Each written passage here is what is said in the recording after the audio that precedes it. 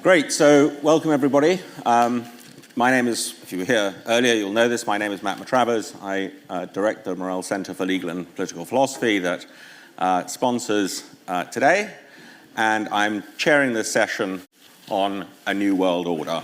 The panel is so distinguished that I fear if I read their full biographies, we'd be here until the end of the session.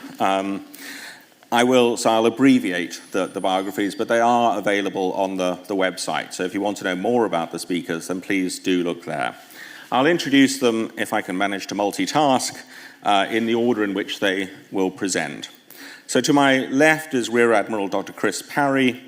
Chris is a strategic forecaster, broadcaster, and best-selling author who was mentioned in dispatches during the Falklands War for disabling an enemy submarine and rescuing 16 SAS from a glacier in South Georgia.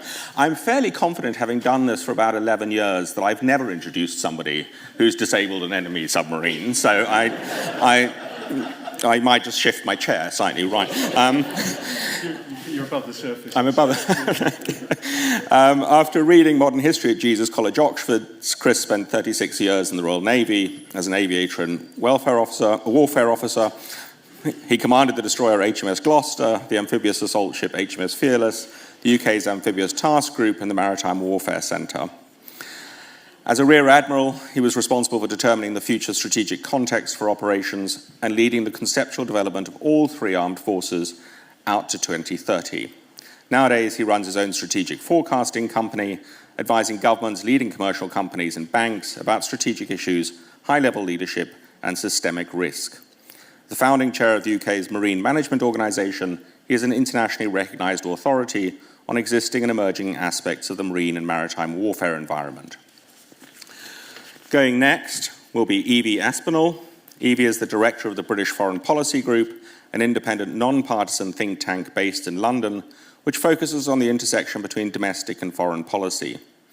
Evie's primary research interests are domestic consent for foreign policy, the UK's role in the world, and challenges posed by the UK's strategic rivals.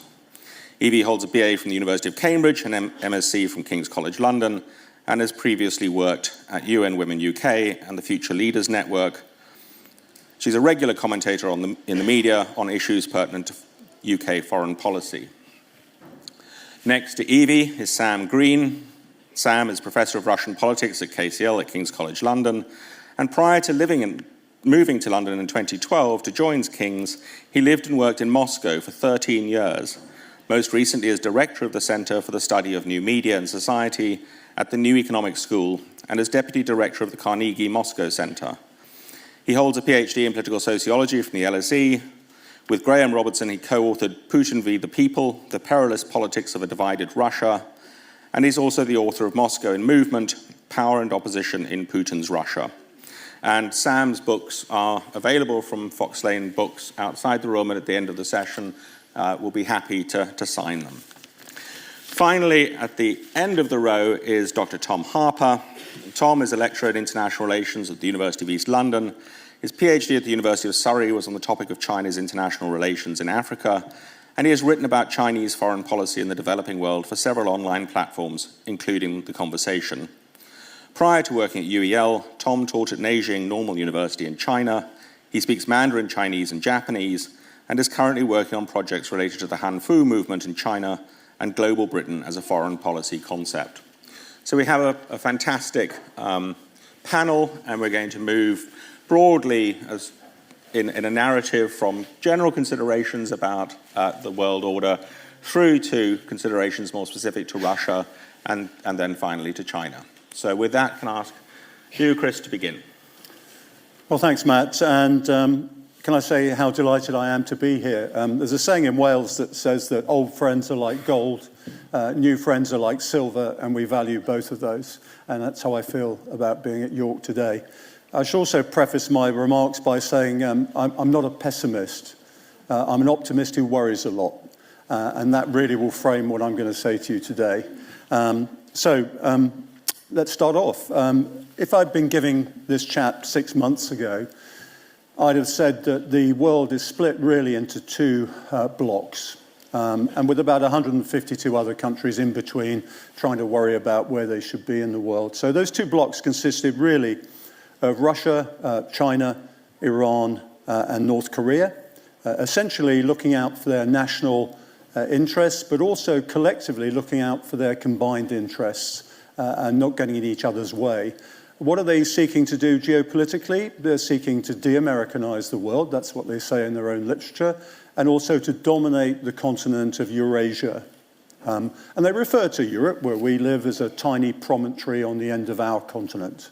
They also want to dominate the waters around it. And that's part of the policy of de-Americanizing the world. The other bloc consists of what I would call the maritime democracies: the United States, Canada, parts of Europe, not all of it, Japan, Australia, New Zealand, South Korea, and within 5 years, I believe, India. Now, that very cosy formula still is in place today, by and large. And if you look at the Eurasian autocrats, there are some distinctive features about them. They're all in the business of reviving imperial models. So, for example, Russia talks a lot about, and as you'll hear later, I'm sure, the empire of Catherine the Great. China right now is trying to re-establish the Ming Empire of the 15th century, which consisted of essentially a trade and tribute hub in the Indo-Pacific, and that's where 60% of all outward investment from China goes today. That's where most of the Chinese diaspora lives. And also, if you remember, the Silk Roads that existed in the 15th century before the Europeans managed to get round into the Indo-Pacific. And those Silk Roads today are replicated very much like by what we call the Belt and Road Initiative, by land and sea. So in both those cases, you're seeing imperial, let's make China, let's make Russia great again, agendas playing quite strongly. Then we turn to the Iranians, and their agenda, before they took a bit of a walloping with their access of resistance from Israel, was really quite simple. They wanted to dominate the greater Middle East in their own interests and in the interests of the collective Eurasian autocratic model.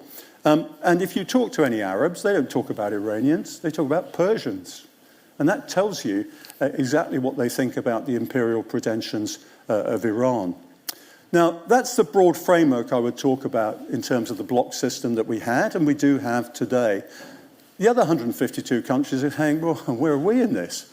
And those that want to seek development generally are tending towards the Eurasian autocrats. Those that want security are tending towards the maritime democracies. But what has rather overthrown that is another theme that has entered the list now, and it's what I call muscular nationalism. So we're seeing that from Russia, we're seeing that from China, Iran, and North Korea. We're now seeing it amongst the democracies. You could say Zelensky is showing muscular nationalism. Netanyahu is in Israel. Milei in Argentina. Giorgia Meloni in Italy, the sole woman in all of this. And lastly, of course, Donald Trump. And Donald Trump is quite clear at the moment that China is America's pacing threat. Their pacing scenario is homeland security based on basically reducing immigration and dealing with drugs, which predominantly fentanyl coming in. If they have the capacity to help with anything else, they'll do that.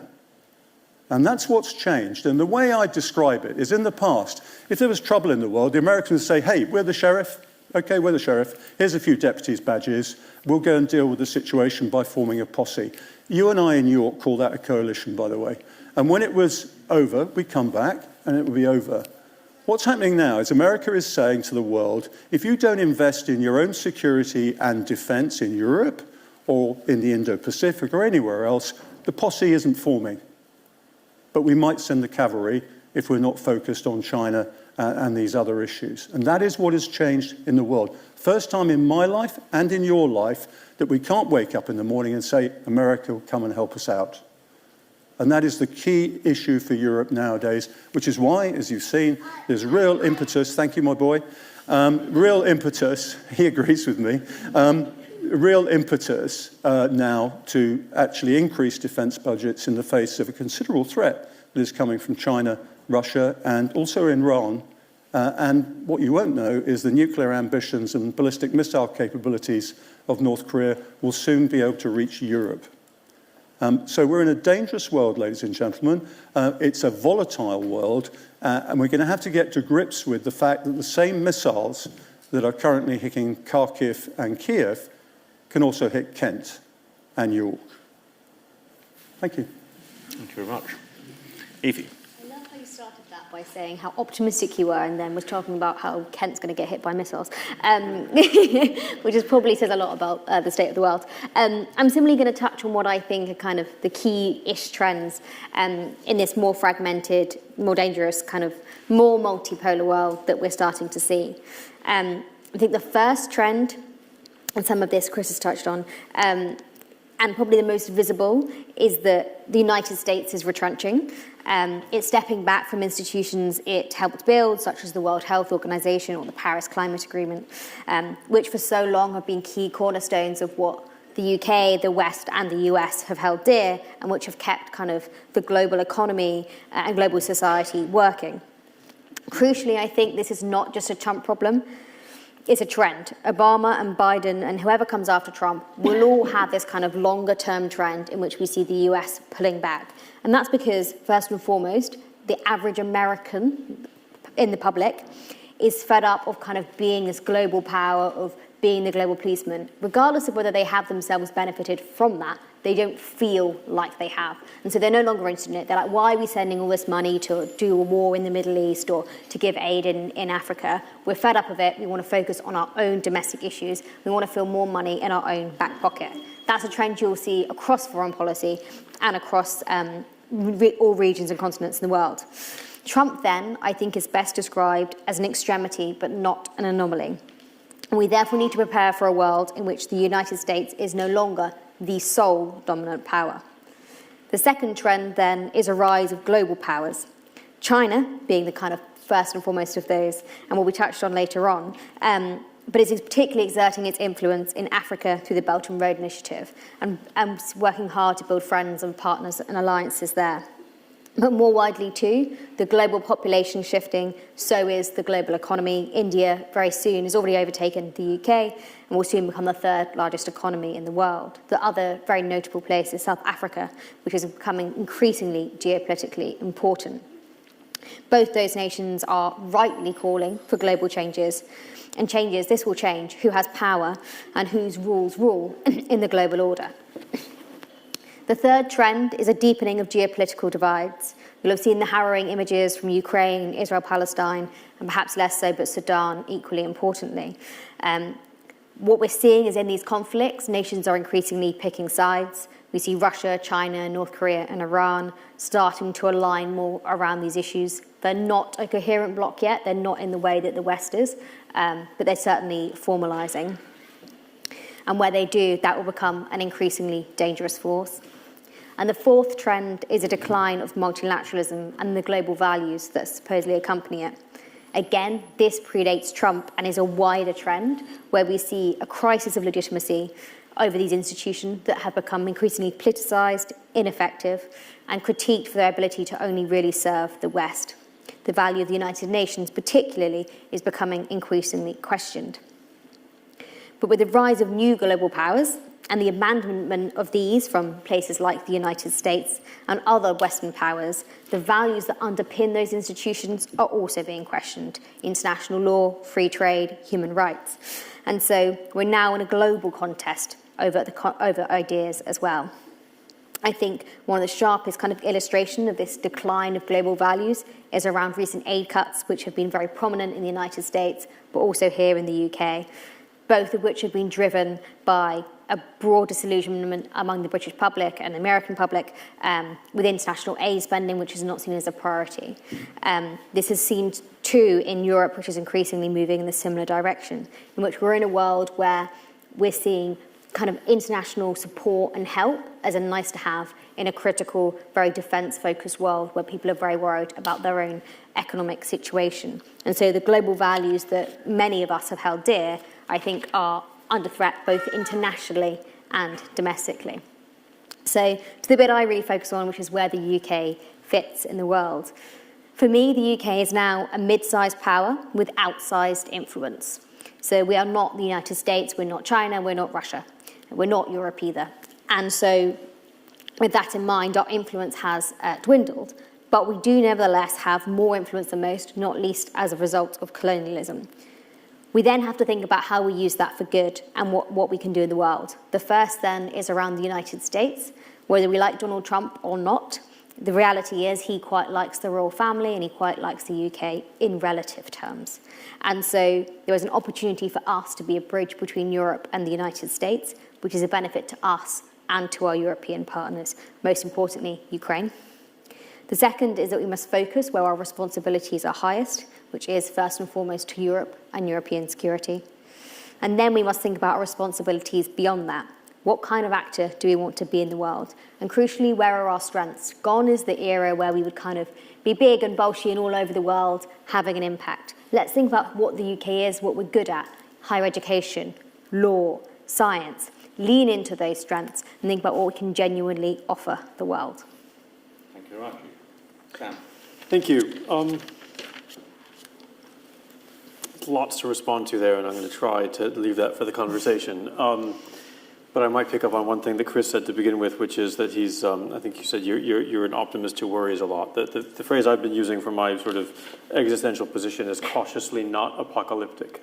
And I'm a bit more alarmed about some things, I think, than either Chris or Evie are, that may come out. However, let me start with a suggestion. If you're at a loose end tomorrow, there is a conference in many ways, well, in some ways, similar to this one. It's a conference of ideas being held in Moscow. If you happen to, you can get there through Istanbul or various other places.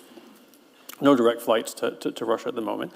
Amongst a number of prominent Russian figures, including leaders from the Russian Orthodox Church and Sergei Lavrov, the foreign minister, are a number of leading international names. Alex Jones, the American right-wing blogger and conspiracy theorist, Errol Musk, father of somebody named Elon, Jeffrey Sachs, and a Brit by the name of George Galloway, amongst others.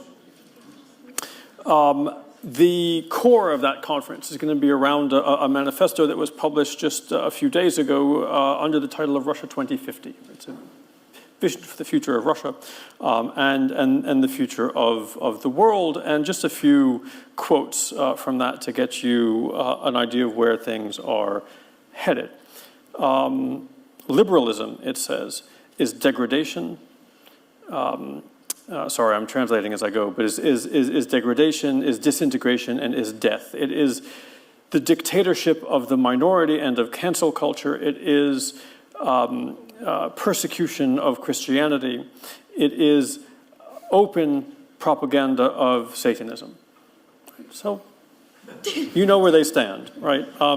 Certain, without the Satanism, certain parallels, I think, here between that and the speech given by J.D. Vance, the American vice president of the Munich Security Conference earlier this year, where he also talked about the ways in which liberalism are undermining core, what had been core Christian and Western values.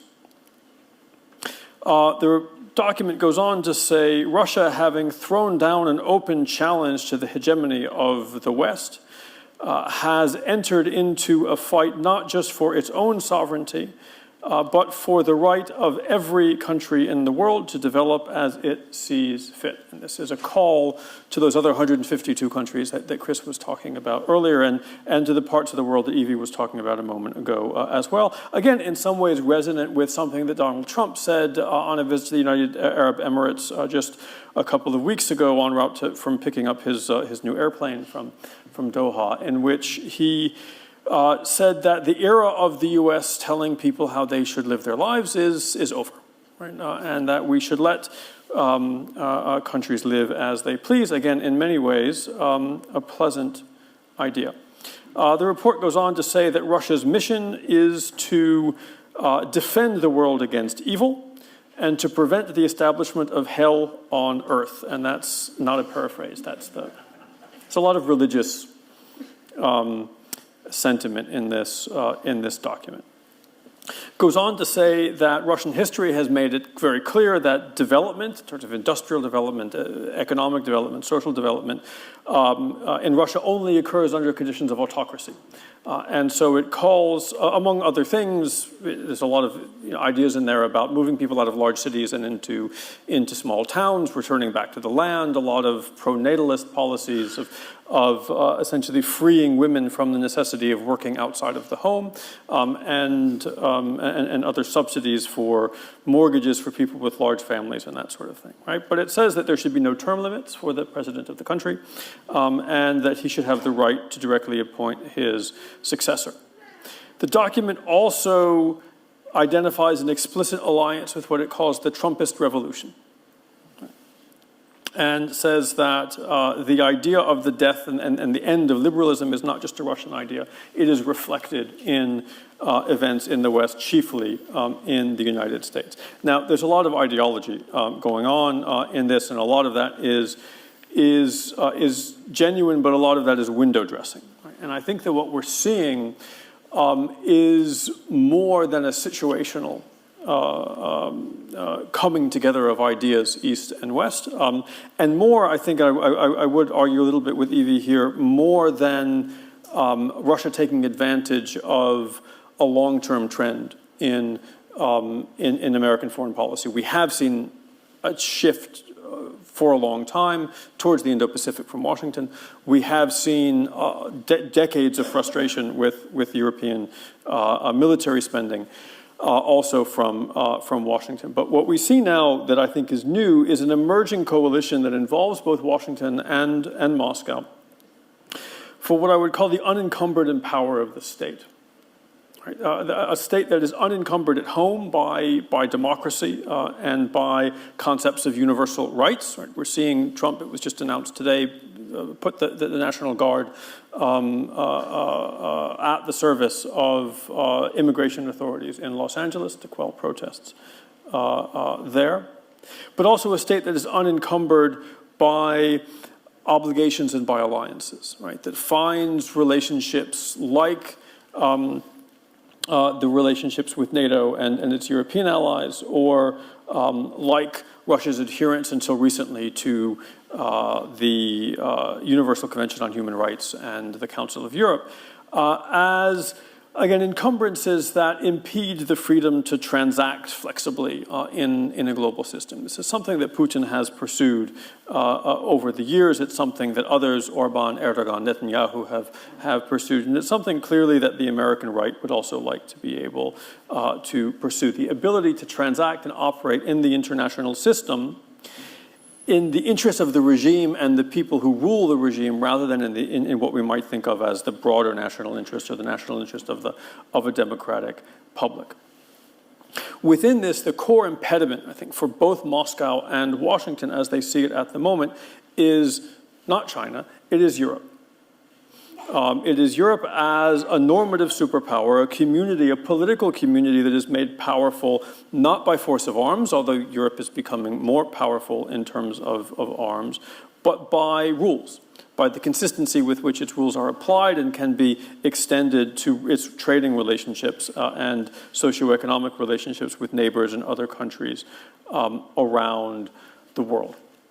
We see this reflected in some ways that look banal. We've seen both Russia and latterly the United States bristling at European regulatory authority, whether it comes down to things like the import of Russian hydrocarbons into European markets and the way that that is structured, or whether it comes down to Europe's right to regulate American social media companies. Again, we're back to Elon Musk and others, something that the US administration has again threatened to impose additional tariffs on Europe if those regulations are not rolled back.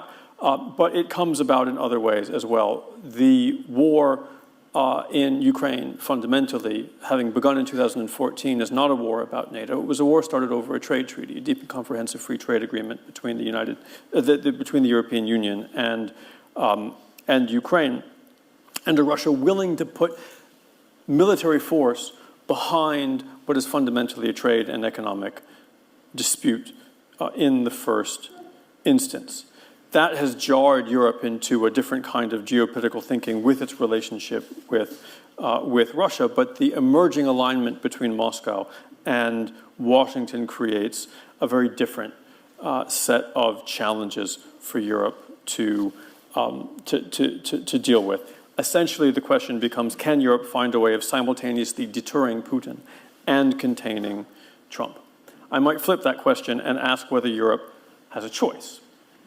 Because if it fails to do that, Europe finds itself in a situation where it is forced not only to accept instability and conflict on its borders, but where its own ability to exercise power, to regulate markets, to create public goods, to create safe spaces for its citizens, becomes a potential source of geopolitical conflict, both with its adversaries in Russia, as well as with its erstwhile allies in the United States. I think the opportunities are there. We'll get there in the conversation, but thank you. Thank you very much, Sam. And Tom. Okay, so first of all, to say thanks for inviting me here. So I'll also try not to be too pessimistic, though, of course, I can't promise anything, especially since looks like we're going to be in a trade war, which is not going to end anytime soon. But what we'll do is we'll sort of cover the other major revisionist power, which is China. So, generally speaking, as I said earlier, both the US kind of now sees China as its key competitor, or sort of its peer opponent, and that also can explain sort of developments in US foreign policy, particularly in regards to Ukraine, where it appears to be is trying to sort of outsource that to Europe, whilst it focuses more on China. Though also, interestingly enough, they had about the agreements for rare earth. So that's also an example of the influence of China on US foreign policy, since China has almost a near monopoly on rare earths, and it's been a key weapon in the current trade war between both Beijing and Washington. Which brings us also to the question of how the sort of US-China relationship got there. So again, sort of to tie it into the general theme of the panels today, it's one of the symptoms of the sort of degradation of globalization, particularly since the US and China had been sort of the key pillars of the post-Cold War system of globalization. We can sort of see this particularly in the sort of the European miracle, which was sort of underpinned by American sort of security and military power, as well as Chinese markets and products and Russian oil. Though, of course, the consensus that held those together is not there. And as for sort of the more confrontational sort of stage of the US-China relationship, it's often sort of where it started. So the easiest is to say around 2016, 2017, where we sort of saw the trade war erupt. But it's possible to sort of see that this has earlier roots. So perhaps if you go further back, you can see this in 2010, because that was when American sort of strategic priorities began to change. So it became less about fighting non-state actors like the Taliban or Al-Qaeda and later ISIS, but it was more about pivoting towards Asia, and that had been a sort of priority in US foreign policy since the end of the Cold War. We can see it today as well, and back in 2020 saw it in the pivot to Asia, sort of where the US, where sort of the Asia-Pacific region became a greater priority. But if you want to go further back than that, you can also see it with the tensions over the Chinese model of development, particularly in regards to China's membership of the WTO, because the Chinese model involved a lot of state involvement, which went against a lot of the principles of the WTO.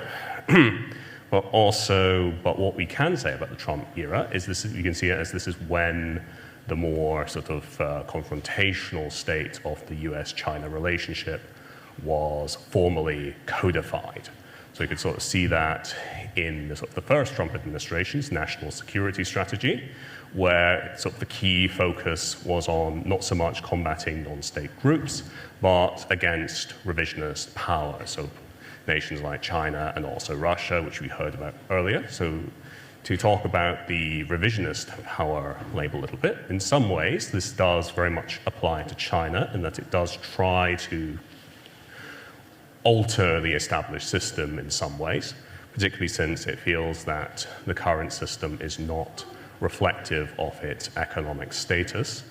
But at the same time, China has been one of the key beneficiaries of sort of the post-Cold War form of globalization, so it was very crucial for China's development. So as a result, it's perhaps loath to see it disintegrate, perhaps. So in that regard, it's sort of a different kind of revisionist power, sort of say, compared to Russia, and that it's less proactive in doing so. Which brings us to the current state of the trade war.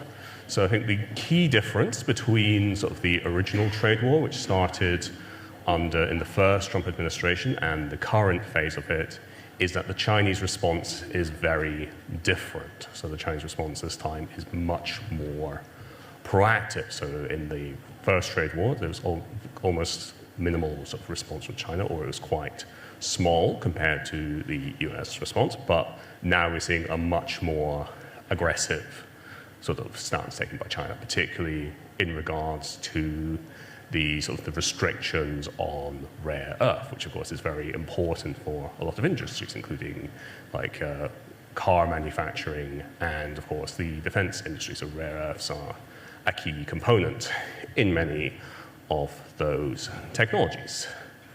And of course this also tells us about like what the state of the US-China competition is. So it's often sort of tempting to sort of see it as a second Cold War, so it's seen as a more bipolar kind of rivalry, though I think the key difference is that there's not really so much ideology in that China doesn't really have an ideology that it's trying to export. But instead, the key focus is more on sort of economics and technology, so gaining a certain control, sort of dominance over certain fields of technology. And you can sort of see that with the example of the Made in China 2025 plan, which has kind of been shelved, so it's like we don't really hear about it so much now, but it is still there, so it calls for sort of Chinese self-sufficiency in key technologies, and of course this was really sort of kick-started by the trade tensions, because initially it was sort of more of an aspiration in that Beijing wanted more companies to use Chinese parts or to develop their own indigenous parts. But of course, many Chinese firms didn't really want to do that. They tended to favor sort of overseas suppliers, though the sort of the restrictions on ZTE really sort of were a wake-up call to China in that regard. Though to go back to the state of the competition, as I said earlier, it's more about sort of technology and economics. So perhaps a sort of parallel, maybe not the Cold War, but sort of the somewhat semi-forgotten competition between the US and Japan sort of in the 1980s and 1990s, because in fact it was also about key technologies, so things like semiconductors and also Japan's economic growth. And of course, a lot of the language has been used to sort of talk about sort of the US-China relationship now is actually quite similar to what was said about the Japanese-American competition back in the 1980s. You could particularly see that in the popular culture. And of course, Trump was also a common factor in both cases because he said very similar things about Japan's growth compared to China today. And also sort of on the Chinese side, sort of this experience has had a key influence, particularly since they see the key sort of American goal there is to have a second Plaza Accord. So in the eyes of the Chinese, they sort of see that the Plaza Accord as Japan hobbling its economic growth, and that has influenced the way they have, they sort of see this competition. And to sort of say a few things about how the competition is seen, sort of what the trade war has also shown is that the sort of US and China see the competition very differently. So in the case of the US, it's sort of seen as something which can be ended with a decisive blow. So I think that explains the logic behind the so-called Liberation Day tariffs, whilst with China, they sort of see it as a more sort of drawn-out affair. So we could sort of see that by an editorial in the Beijing Daily, which is sort of seen as a sort of unofficial mouthpiece for the Chinese Communist Party, which invoked Mao's on protracted war. So it's argued that again, it's sort of to see the trade war as being akin to guerrilla warfare, and that it's not going to be ended by one decisive move, but it's like a war of attrition which grinds on over time. So, which brings us to the sort of to my projections of it. So in both cases, it sort of ties into the strongman rhetoric. So again, we hear a lot about strongmen, but the one thing we can say about strongmen is they do not like to appear weak. And of course, that's in the case of both Beijing and Washington. So you can sort of see this in the case of Trump, where we have the sort of the emergence of the meme TACO, which sort of stands for Trump always chickens out. And of course, that has a lot of bad implications for his image as a sort of strong leader. And of course, as a result, the logic behind that would be to escalate, because again, if they don't, they would look weak in that regard.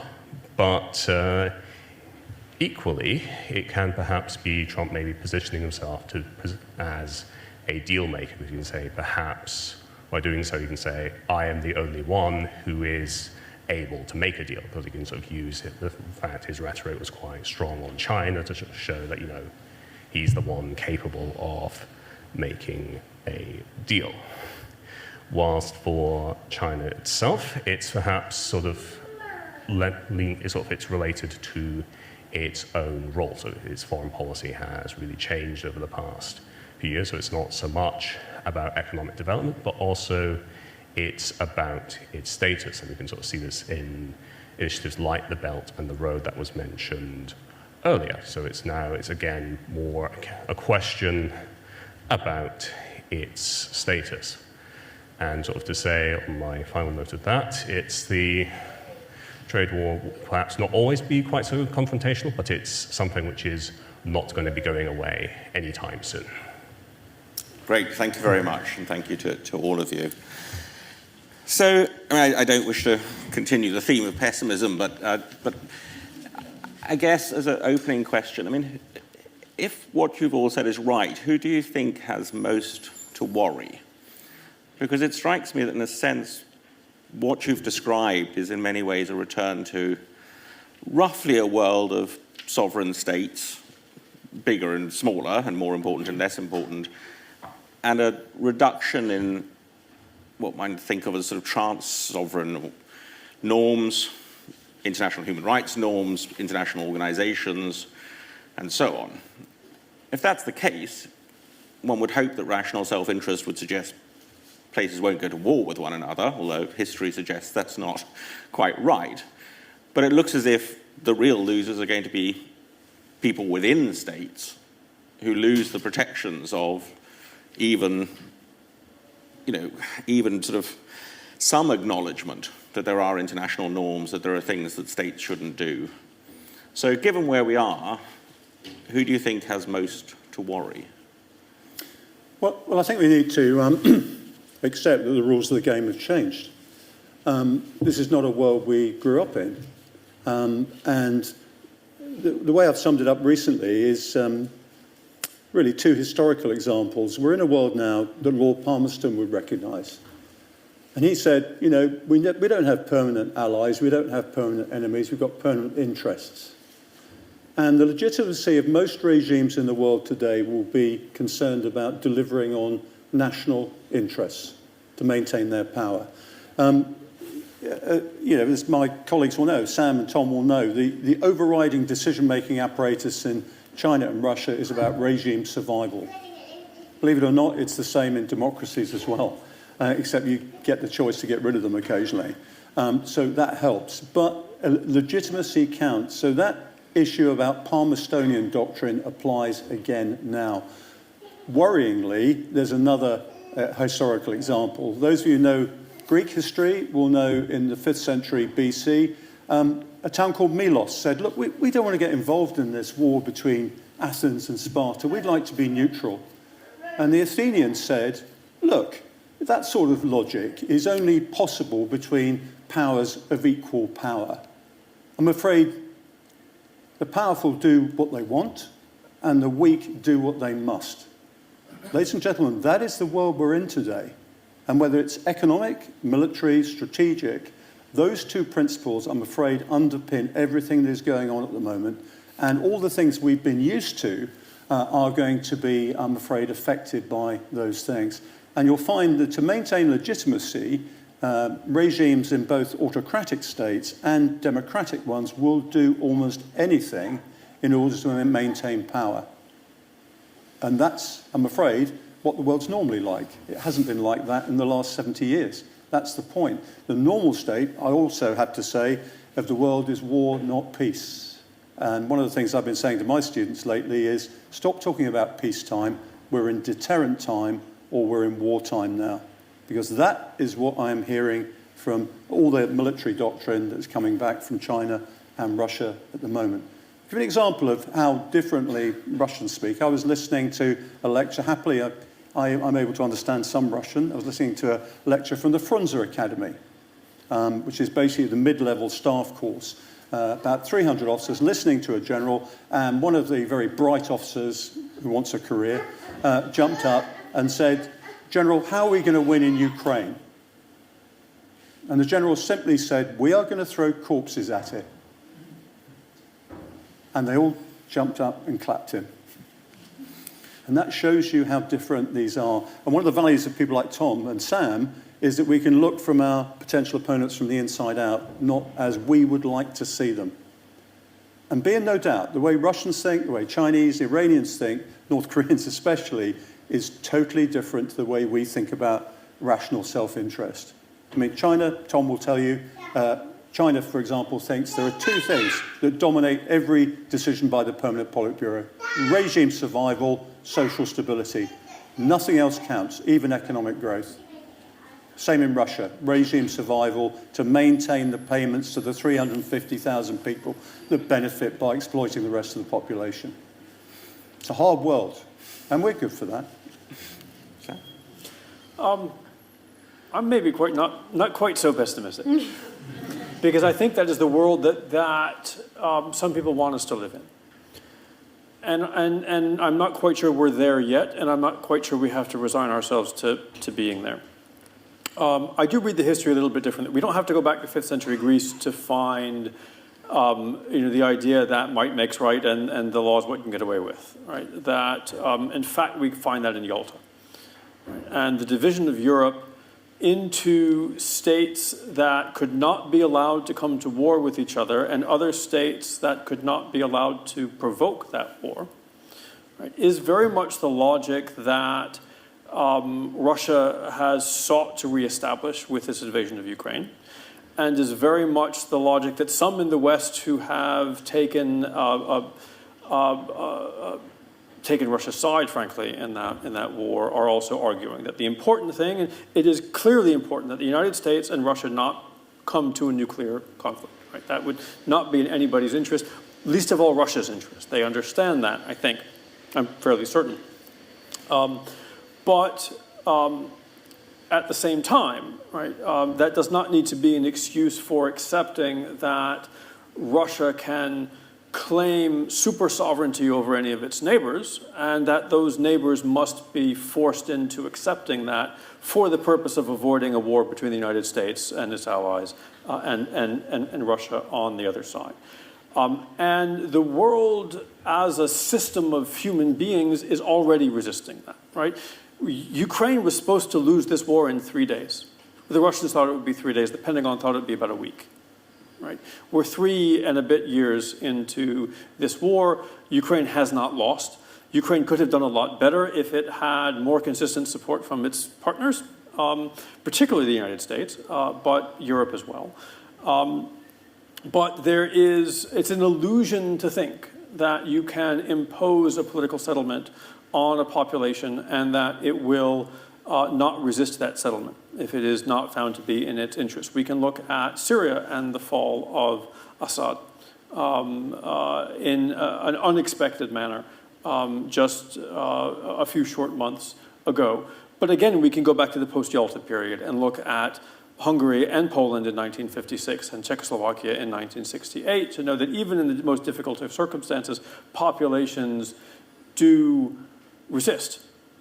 And so even while we might think that, yes, Russia can throw corpses at the front line, and it has been throwing corpses at the front line, even that is not unlimited. Even the Russian government runs scared of its own population. The Russian government has not sought a full-scale military call-up or mobilization. It still refers to this as a special military operation rather than a war. Referring to it as a war would allow it to put draftees on the front lines, conscripts on the front line. It does not want to take that risk because it realizes it would be publicly unpalatable and it would damage its own legitimacy at home. So, Chris, you're absolutely right that regime survival matters, but the ability of regimes, even the most autocratic regimes, to sacrifice their populations in the service of a geopolitical strategy of regime survival is limited. And that creates opportunities for those of us who don't want to live in a world in which we have to sacrifice sovereignty.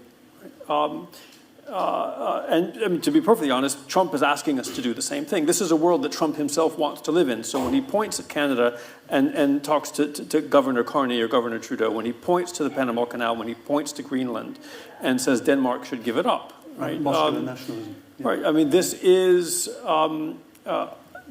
the world, a world that he intuitively and emotionally, I think, finds palatable. That is not a world that we want to live in here or that most people in Europe want to live in. So, Matt, to answer your question, the losers are everybody who is not one of these large states, but it is also fundamentally everybody living in any state. It's every American citizen, every Russian citizen, every Chinese citizen who does not want to be thrown as a corpse, right, on a front line of some future war. So Evie, where does that leave the UK and the EU? Because speaking as a good Satanist, as a good liberal, it feels a bit as if the holders of the torch of a rules-based order based on human rights is the European Union. What do they do now? I think it's clearly very depressing. It's clearly very depressing. It's his future. Yeah, to be fair. I think I'd start by saying that nothing is set in stone. And so my sort of slightly optimistic take on it is that there's no clear winner at this point in time. And so, for example, yes, it looks like China is broadly on the rise, but China's economy is struggling. You know, there are issues in China that it means it's not existentially going to become a global power necessarily. Similarly, for developing nations that have kind of latched themselves onto China, that support will dry up at some point. That's not an inevitable kind of benefit for them either. The US decline is pretty rapid at the moment, but, you know, it's not forever, hopefully, maybe. So a lot of this stuff is still in flux. We don't know what will happen. And so that's kind of the positive spin of where we could end up. What we should seek to do, I think, is the best we can to protect the best parts of the current order. Because I don't think we should be under any illusion that the current order is perfect or that it works.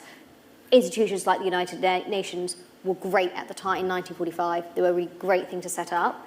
They do not reflect the world we live in. There's a reason why developing nations are so fed up of it, and it's been slow, bureaucratic, and hasn't done a lot of the stuff it set out to achieve. So we should protect the rules and the values underneath it, but we should be willing to kind of flex them to a new evolving world, which will help us bring in these kind of other powers. And I think that's the other conversation we have to have with ourselves. Particularly in the UK, we're very comfortable with working with Europe, increasingly so. Even people that voted Brexit, increasingly kind of, we're like, okay, Europe feels comfortable to us. We're now at the point when we have to be considering who we want to partner with that maybe isn't a democracy, maybe doesn't align naturally with our values, maybe isn't particularly good on women's rights, isn't particularly good on gay rights, for example. And we have to have the question with ourselves of, okay, do we want to work with Saudi Arabia? Do we want to work with Qatar? Because they are hugely influential in their regions. They're massively growing economies. And where do we sit on that? Because if we're not happy... Palmerston speaking. If we're not happy to collaborate with them, they will collaborate with Russia and China, and we'll see the power of the world shifting further in that direction. Now, that's quite uncomfortable and people won't really like it. But there's a whole conversation we have to have with ourselves of, if we only focus on Europe and focus on our friends, we're very quickly going to become irrelevant. Okay, I'm going to ask one more question and then come to the audience, so please get your questions ready. So the question I want to ask is about two places we haven't mentioned much, although, Chris, I think you mentioned both briefly, which is Africa and India. Because I suppose one way of thinking of the sort of Palmerston-type view, and certainly when I grew up in South Africa, you were presented with a map of Africa, and you were basically told to tick off the countries that were Russian influenced and tick off the countries that were good. And so you sort of ticked, Mozambique was clearly Russian and Kenya was not, Angola, exactly.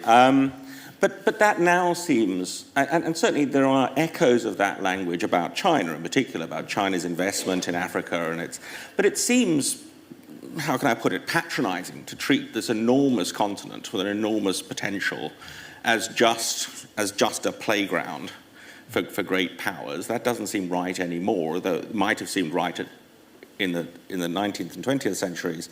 And then, of course, there's India, which is, to me at least, in these international relations terms, slightly an enigma, because it doesn't get talked about very often. Russia, China, the United States get talked about a lot. India gets talked about slightly transactionally. Can it be used to smooth things in Ukraine or whatever? But as an independent entity and as a global player, it doesn't tend to get talked about. So I just thought, rather than, before we leave this, only talking about the great nations at the moment, where do you see, or do you see, India and Africa is not one place, but where do they fit into the story over the next 50 years? Yeah. Tom? So I think with the African states, I think in regards to China, I think they've been a very important part of Chinese foreign policy, especially since I think the blueprint that China uses in the developing world has actually been mastered in the African states. Like a lot of what we see in Chinese investments in Latin America and Central Asia, I think they have some commonalities with the model they used in the African states. And I think with the mention about the idea of it being a playground, I think that's kind of one of my sort of issues with these of the more certain sort of theories of international relations, in that they treat the smaller nations as though they don't really have any agency. And we can sort of see that particularly with the concept of the debt trap, where I think it's treated like, these nations are pushed into it. But I think sometimes they actually have agency in that they do decide to go into these projects, and of course they do negotiate and they do sort of push back against China. Sometimes they've even been reformed, changed, or even cancelled in certain circumstances. So I think with China, what it's trying to do with Africa is it's trying to build its influence, particularly so it has a bigger global voice. So I think the African states are very crucial in that. And of course, it's really taken advantage of how, after the Cold War, that there wasn't really that much interest in the African states. So it's really kind of built upon that. And as I think for the India side, it's not really my field, but I think often it is floated as the sort of balance to China, or it's floated as this sort of alternative, particularly in regards to manufacturing, or to decouple from China. But of course, that's quite a big challenge at the moment, because it hasn't got quite the same level of manufacturing that China has, and it would take many decades to get to that sort of level, because I think this also ties to the key misconception about the China challenge, and that China's challenge is not the fact it makes cheap, low-quality things. It's the fact that now it's starting to make things that would have been done by advanced economies. And I think it does have potential, but again, that's going to take a very, very long time to realise. A couple of quick points. We've got to stop talking about Africa. We've got to start talking about individual countries within Africa. You know this. Otherwise, it distorts the picture. I'll just make a couple of points about Africa. One is, it is a huge resource chest. That's the first thing. China very much sees it as a source of raw materials, just as it sees Russia as its favourite gas station. And it said that. So we've got to look at each country in turn. The one thing I would say in terms of forecasting is, what do you think Putin is going to do with a 900,000 person army when Ukraine is over? I will say to you the options he has, and he's already doing one of them, and that is to fill the Western Military District with high-quality troops and material, so you can put pressure on Sweden and Finland for daring to join NATO and re-establishing Russian sort of authority over the Baltic. And secondly, I would anticipate quite a few of those troops are going in to reinforce the Wagner Group in many of the areas that Russia is currently engaged at the moment. He doesn't want them at home. That's the point. You cannot have... Same thing happened after Afghanistan. You have a rush of troops back into Russia. It's destabilizing. So he'll need to employ them afterwards. On the Indian side, the one thing I'd like to say to you is there is another cross-cutting block, if you like, that is quite interesting here. It's called the BRICS Group. It's a trade organization between Brazil, Russia, India, China, South Africa, and it's also added the UAE, Saudi Arabia, Ethiopia, and Egypt recently. Argentina turned them down. Its GDP is greater than that of the G7 at the moment. And now, interestingly, India's trying to play at both sides. It wants to stay in the maritime democracies, but it also wants the benefits of this broader trade. But in terms of forecasting, I am going to forecast that India and China are going to fall out big style soon. Over border disputes, which is to do with water, not land in the Himalayas. And remember I said to you, all the Chinese diaspora abroad, most of it lives in Southeast Asia. The greatest number of Indian diaspora members is also in the Southeast Asia region, and I anticipate that these two demographic superpowers are going to come to geostrategic blows, not literal, but in economic and geostrategic terms in future. Yeah, I think there was also a war between China and India back in 1962. Yeah. Just one quick thing on the Africa point, because I think the one very, very thin silver lining of the current cuts to the aid budget is it does present the opportunity to recalibrate how people think about how we engage with Africa. For so long, people have just thought of Africa as a place where we throw money through aid, and that it's kind of like a thing we help out, rather than what it increasingly is becoming a real valuable trade and investment opportunity, which views countries within Africa as valuable and equitable partners. And I think that there's the one silver lining in this is that we can start to reposition how we think of Africa, and that will be incredibly important in the next 20, 30 years. Very briefly, I'll bring this back to Europe a little bit. First of all, by saying that I wouldn't abandon aid entirely, especially with the disintegration of... I'm not saying that at all, to be clear. I was saying very thin silver lining was we can reconstruct and think more about Africa in a positive light. But I think in the near term, there's probably actually a necessity of increasing aid. It's unfair that Europe needs to pick up the tab for USAID, right? But that's 40% of the global aid budget gone like that. As I said, I fundamentally support aid, so don't put words in my mouth, thank you. Yeah, we understood, Evie. But I think that Europe and the US worked very hard in the early days after the full-scale invasion, 2022, 2023, to try to get African countries and others to support the Western agenda on Ukraine, and they failed. And they failed because the dynamics between sort of the global North and the global South mirror the dynamics that we have with inequality within our own societies. Right? So whenever there's a crisis, whether it's COVID or the global financial crisis or wars, right?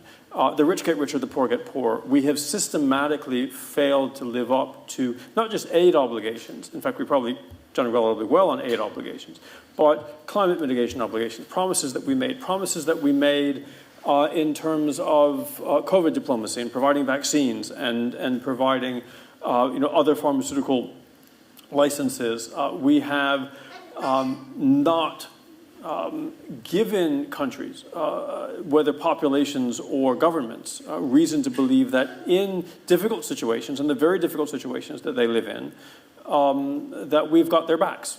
And so it's not entirely intuitive to them why they should have ours in a war that they see as a European regional conflict, much as we tend to treat the war in Sudan or other conflicts that are too numerous to name, frankly, in the African continent.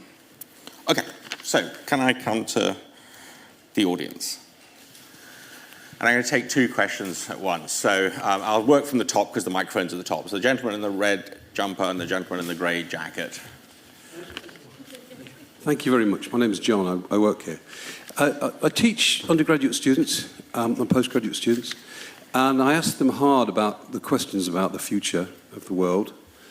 and what they think is going to happen. And the following line is not an uncommon response.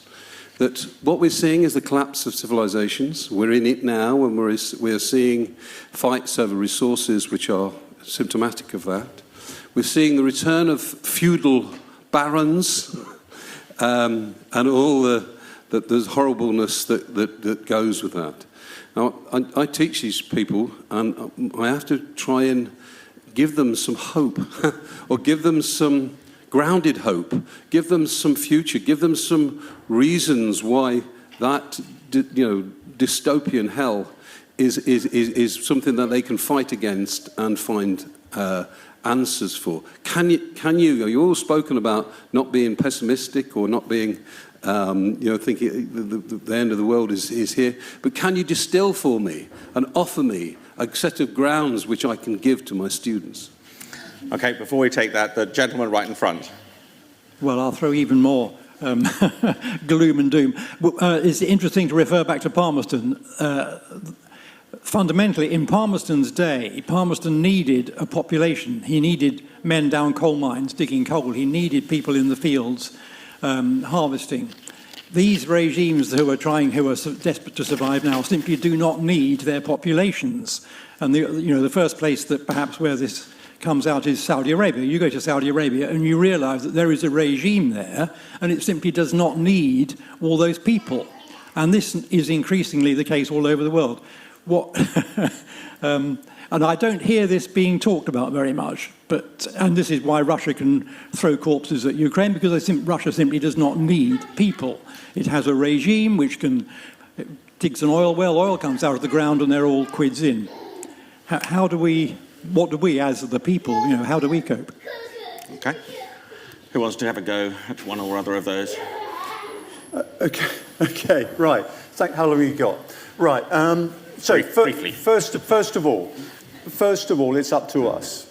If we're going to be apathetic and lay down, we might as well read Gildas's The Ruin of Britain in the 5th century, where he said, look, the Anglo-Saxons are all over us. It's all pretty bad. Our regime is poor, and we'll just roll over.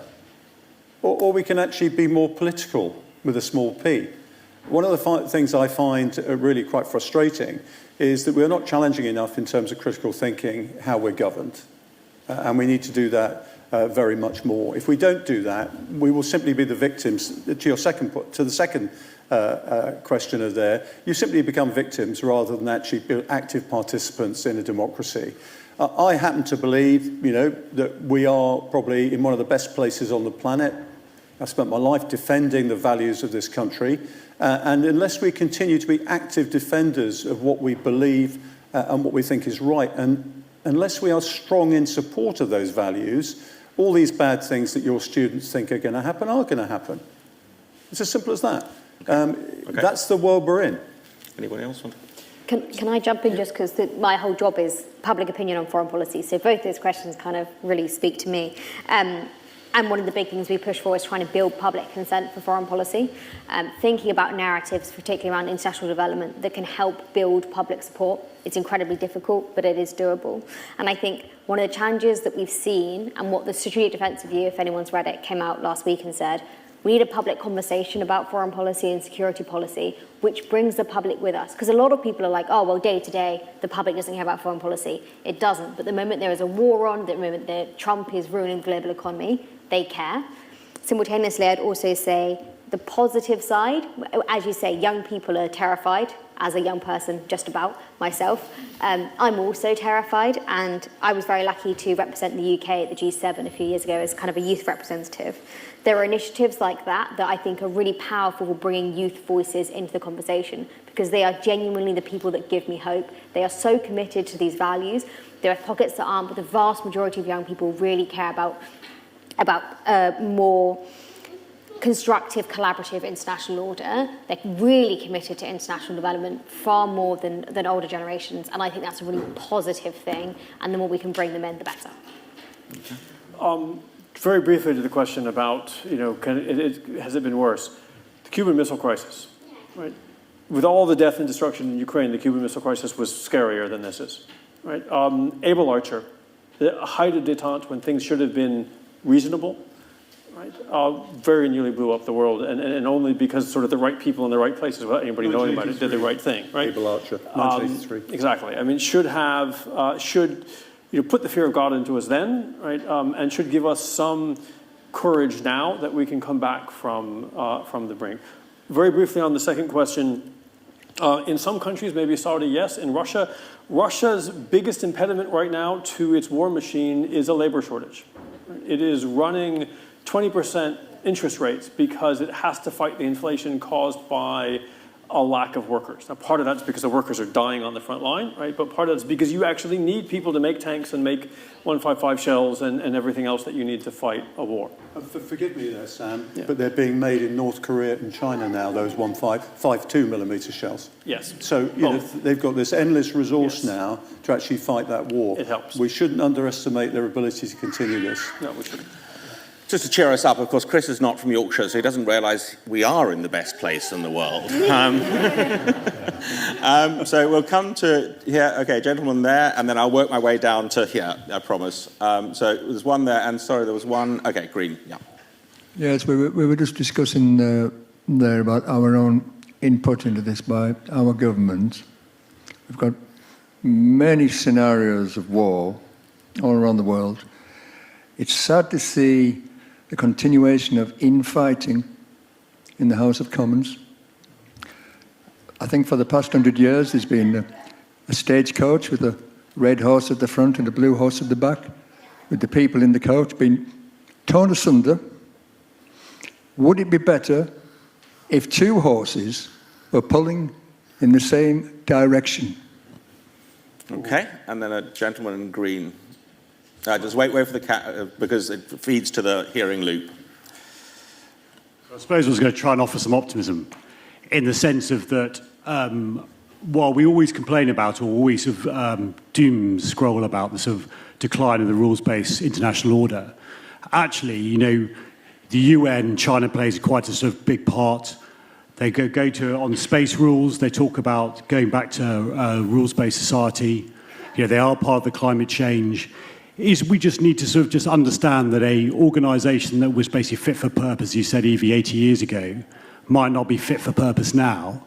And we should be giving up as a UK leadership our P5 position and trying to actually push forward and change these organisations to allow a better, more conciliatory approach for everyone. Okay, good. So questions about British politics and a question about international politics in the UN. I've actually proposed a solution to this, is that you take 5 things out of the hands of electoral politicians. I'll try and remember what they are now. Energy, education, transport, defence, and one other, which I can't remember. But what you do is you give it to a Royal Commission or a committee of the Privy Council and say, what should our strategy be for the next 25 years? And then you give it to the electoral politicians to implement. You say you can vary it 10% either side. You can go even 100% either side, but if you mess it up, we'll impeach you. Get on with it. That's how you marry strategic direction with the electoral imbalances and unevenness that you get, and go for there. That's the solution in my view. Just on your second point there, these institutions are fantastic as long as there's somebody there to enforce it. And that's the problem. Everybody thinks, one of the big frustrations of where we are today is what I call the strategy of wishful thinking. Life ain't like that. You know, unless you've got somebody to enforce the international rules-based order, the United States, as it has been since 1945, it doesn't happen. It's as simple as that. Okay, and China and Russia on the UN in particular? Yeah, and I think that's also sort of ties it with the UN, because I think with most international organisations, it's only as powerful as I think its members allow it to be. So it's always going to sort of override, so state interests are always going to override it, which has always been a problem with the UN. And also I think that was a big problem with the League of Nations, which came before, and of course that collapsed because it failed to deal with the crisis of the 30s, which again perhaps presents a very pessimistic image, but also I think it raised a lot of debates about what the role states should be, particularly with the case of globalization. Is it going to moved beyond the state. So I think it was Ickenberry sort of talked about this with the idea of liberal internationalism 3.0, where the idea is that all states will eventually give up their power to sort of like international bodies. And on the Chinese side, we have there's the concept of Tianxia, which was formulated by Zhao Tingyang, which argued that the current form of globalization is not really global because it's still state-based, and he also comes to a very similar conclusion to Ickenberry, which is all about creating a world order which is beyond the state.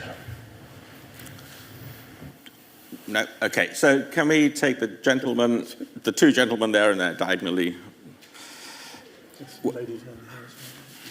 I was just surprised of listening that there wasn't anything talked about social media and information wars between the different states. So obviously in America we've had disinformation given allegedly to allow Donald Trump to be elected. And how have populations been influenced by this, and how effective is it? And what role have the populations of these sovereign countries got to actually overthrow their leadership and cause a revolution, like happened in the 1980s in the Eastern Bloc and in 2010s with Libya and Serbia, for example, with their leaderships overturned? Good, thank you. And the gentleman in the green shirt. Thank you. Yes, I'm really interested in, Britain has actually been here before, and we had, whatever words you want to put around that, the Commonwealth, which is a fantastic resource that I haven't heard anyone else mention today. Outdated it may be, but it's there. And Africa, many parts of Africa, and India so happen to be part of that. And I just wonder if you could consider that and whether that's an opportunity for Britain. Okay. I should say we spent quite a lot of time this morning on information and the information war, but I take the point that it's very important. Who wants to chip in on either or both? Well, I did the Britain's information war for the Second Gulf War, so I'm probably somebody who's done this. You can't actually fight a modern war without winning the information war. Well, what's changed with the Israeli war is they have realised that with so much disinformation going on, you have to make your own facts on the ground. So you get ahead of the information cycle by doing stuff quicker than it can be reported. And that's been a feature of the Israeli war. But let me just tell you a very interesting anecdote. When I was doing the Second Gulf War, we were bringing up Iraqi generals to say, don't come to war tomorrow, okay? We'll give you all sorts of incentives if you don't do it. And bring your brother as well, because he commands the Saladin division. And I look back at the first Gulf War, and we made a mistake, because we used Egyptian Arabic speakers on the phone to these guys. And so the Iraqis despised the Egyptians and immediately put the phone down. And I thought, well, I'm not going to make that mistake. I'll use Iraqi interpreters this time. So every time they put the phone down again. Why do you think that was? They thought Saddam was trying to test them. And so we didn't even get that right. Information warfare is actually very unpredictable, actually, when you try and deploy it. All you can try and do is get ahead of the information cycle by what you're doing on the ground. In the Falklands, we had total control of the information environment because all the communications had to go through naval communications. Brilliant. Hermetically sealed. That's what Israel's tried to do in Gaza as well, by the way. Yeah. Evie, is the Commonwealth important to... You said the UK is now a mid-sized power in a slightly disappointed vein. Where does the Commonwealth sit in our mid-sized powerness? I think it's exactly right. The Commonwealth didn't get mentioned, and actually if you go to any panel like this, it very often doesn't get mentioned. And I think that's partly because people are quite uncomfortable with it in the UK. We know its history, we know the colonialism, we're very uncomfortable with it. That said, I do think it's an incredible resource now, and there is an opportunity. There are so many people within the Commonwealth that really value it, particularly those outside of the UK. And I think the more we can empower them to lead within it, and us to be a part of it, I think the better that can be. And actually, again, going back to what are our strengths, things like law, human rights, higher education, which are actually quite good in a lot of these places because of colonialism, are areas where we can collaborate really effectively. And English is the global data language. We mustn't forget that. You know, the Anglosphere is really important. Yeah. Okay, so we've got a lady here and a gentleman. Hello. I just wondered what you saw as the role of NATO in the future. This week, the foreign minister of Latvia was writing in The Economist saying that quite clearly Russia could invade.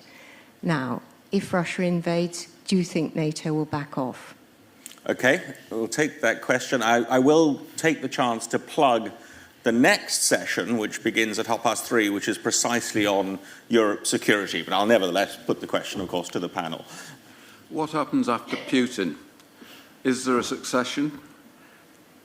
To what extent is the kleptocracy dependent upon him and his immediate acolytes? Sam. Well, very briefly on NATO, we don't know the answer to that question yet, right? I really think the answer is being decided right now, and it is down to whether or not a NATO can be engineered that is less dependent on the U.S., both because the U.S. wants to contribute less on balance and because it's frankly less reliable, right? So if Europe wants to create its own security, right, it either is going to have to find a way to do that through NATO in Ukraine, frankly, and in the Baltic, without U.S. support, potentially, or even against U.S. objections if the U.S. does want to normalize relations with Russia, which it seems to be what Trump is hell-bent on doing. Or it's going to have to find another way around. For the moment, it looks like it's another way around, and not just because of the U.S., but we're seeing Poland just the other day, after the elections, have now reiterated that there is not a NATO perspective for Ukraine. We see that elsewhere in Europe as well, and I don't see European security as being effective without a secure and sovereign Ukraine, but it's a longer conversation. Briefly on Putin, there will be life after Putin. Obviously, he will die eventually, either of his own volition or of somebody else's. But the question to me is actually how, it depends on how he leaves office. If he leaves office in a way that is slow, the way a lot of Soviet leaders did, dying in old age over time, where you could see it coming, that allows that kleptocratic elite to form a consensus about who can replace him and maintain,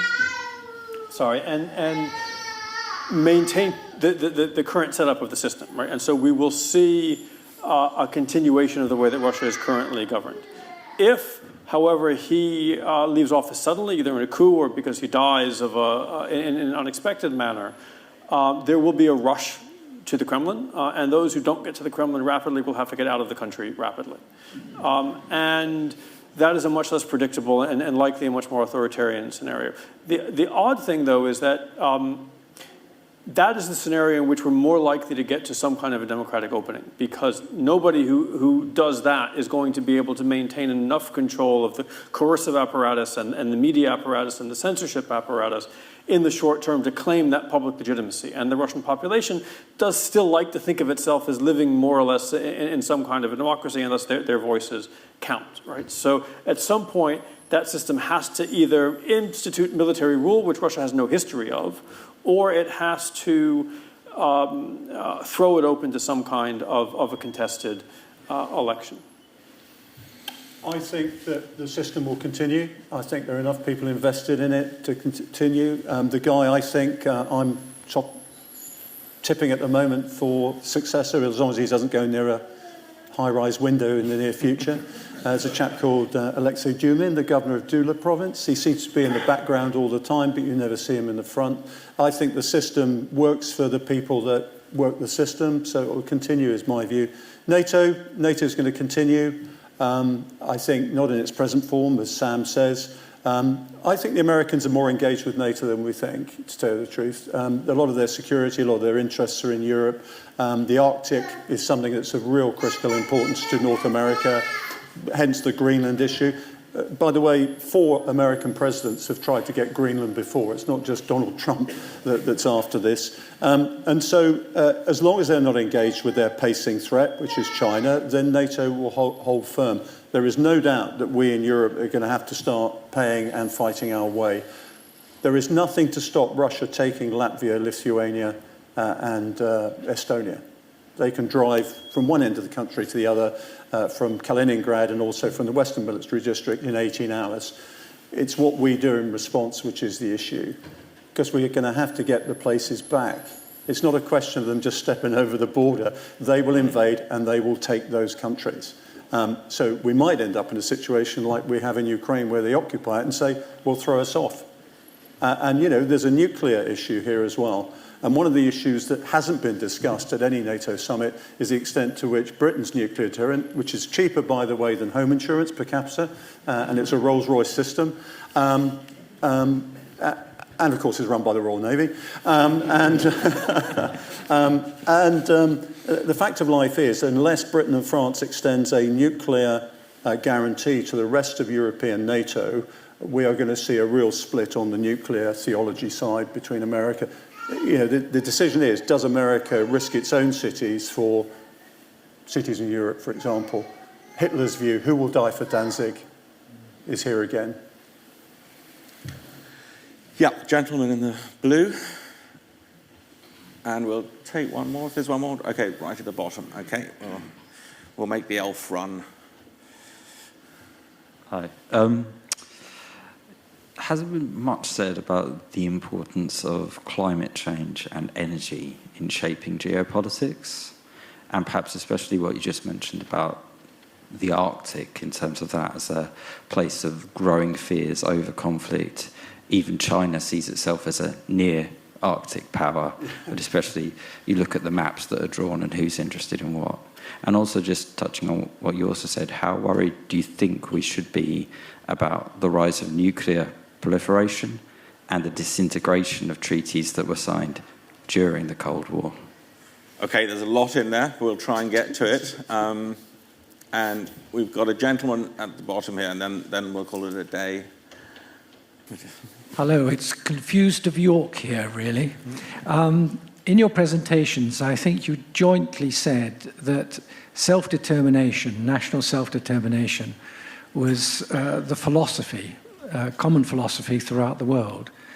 But this seems to be upset by egocentric rogue leaders. How can we get the right leaders in order to achieve the first aim? Right, so we'll take two small questions. How might global climate crisis change, as it were, the features of the kind of wars and conflicts you've been talking about? And how do we get better leaders across the globe? And you have about 2 minutes each. Okay, 1 minute on climate change. I wrote the original paper for MOD on climate change in 1990. Okay, just shows how ahead of the game we were in those days. There's no doubt that 600 million people will be on the move in the next 30 years because of climate change. Rising sea levels, altering temperatures, the fact that various areas will become arid and can't produce crops. If you have a moment, look at the Maunder minimum on Google. Every 300 years, the planet cools. A Maunder minimum is due in 2038. Just think what that's going to do, okay? That's the tip for when you go home. Now, climate change is going to alter things for two reasons. One is geography is going to shift, and also people's priorities are going to shift. Last week, I was involved in a game at the US Naval War College at Newport, Rhode Island, and we discussed about these Chinese structures that have appeared in the Paracel and Spratly Islands, which are basically military bases that have been built on reefs. I said to the Americans, don't worry about it. Climate change in 20 years is going to destroy them. So don't worry about those. But be in no doubt, there's a problem. The biggest issue that will change our lives is the arrival of nuclear fusion in the 2040s. It will totally change geopolitics and the way we move stuff around the world, oil and gas, things like that, which will disappear at that point. Your point, I'm tempted to say assassination.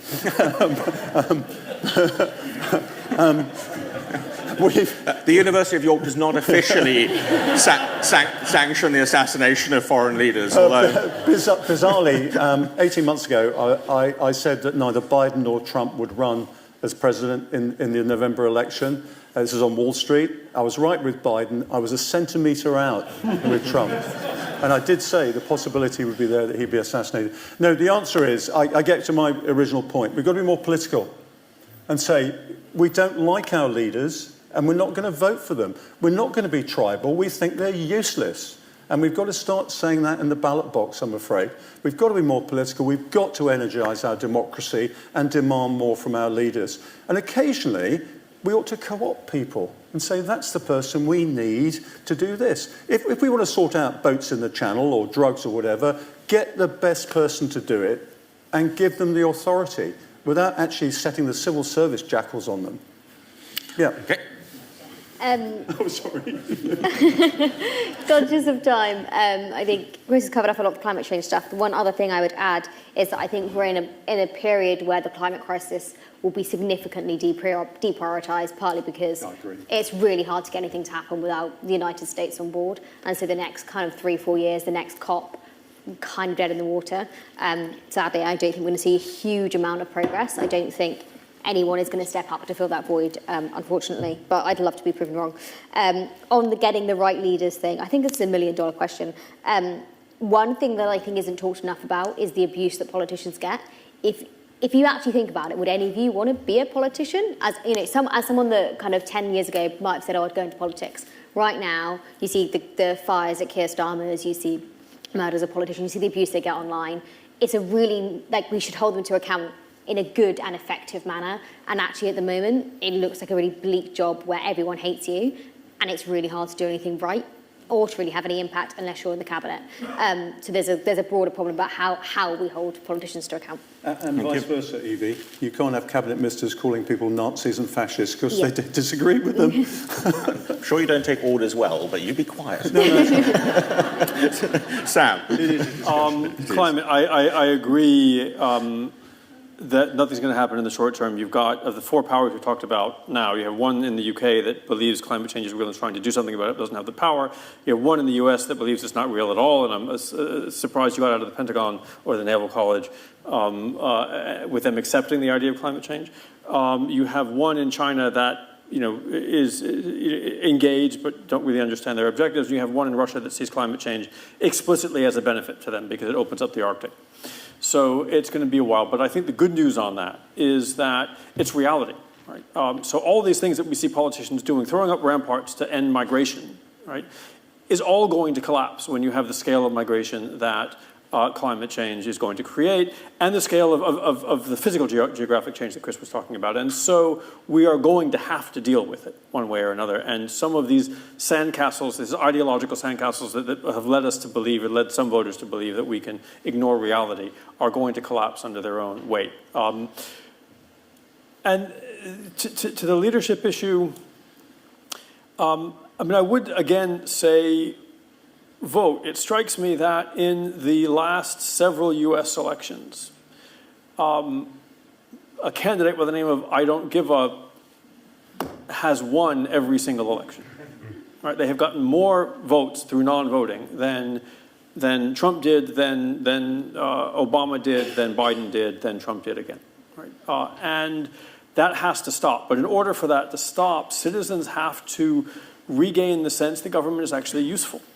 And we have spent 30, 40 years talking about the idea that government is the problem and not the solution. That conversation has to change, and the politicians can't change it for us. Right? So we have to stop saying, well, we vote and politicians don't then deliver, and so to hell with them. Right? We have to not only demand that they deliver, we have to give them the space to deliver.